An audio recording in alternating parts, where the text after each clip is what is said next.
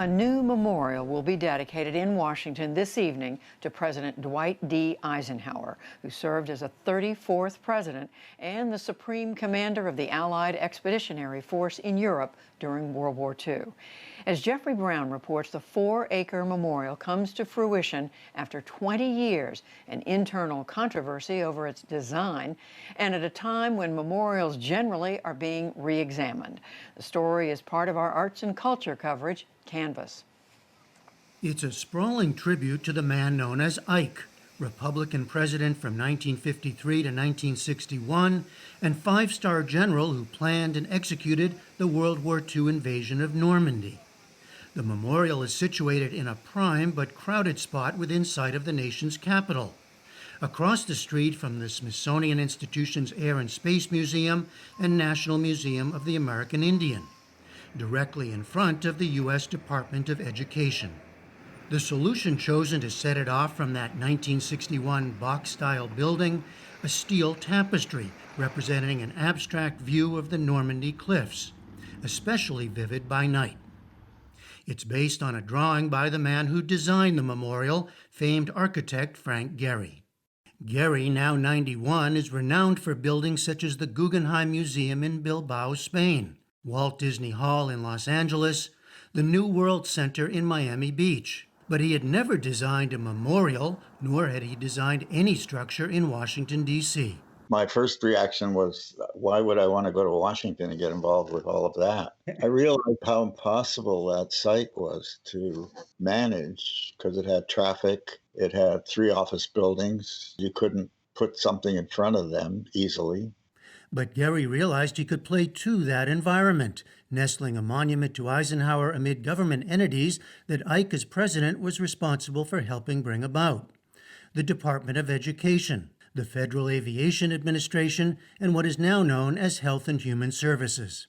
That became powerful to consider, that here he was being placed in the milieu of his accomplishments, represented by these 3 office buildings. But critics, including many in the Eisenhower family itself, were not supportive of the early architectural style, wanting a more traditional approach to what Gehry had in mind.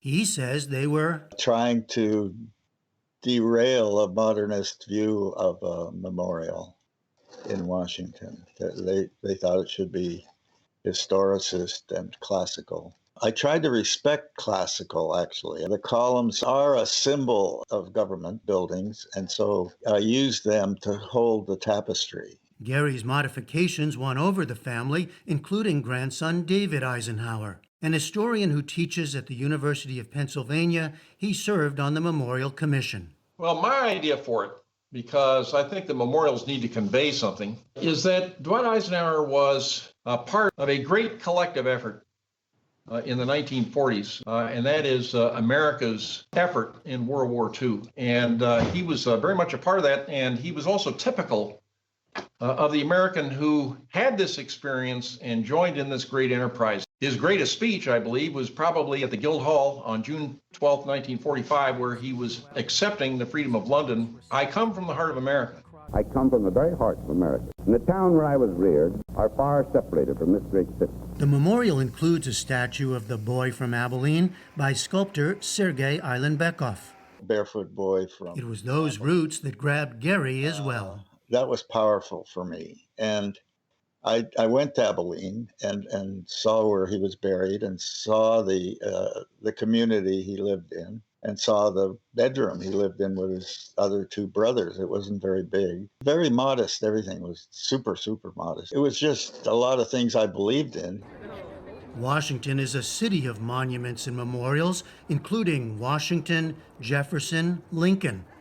More recently, the Vietnam Memorial opened in the 1980s, FDR in the early 90s, World War II in the 2000s, and the Martin Luther King Memorial in 2011.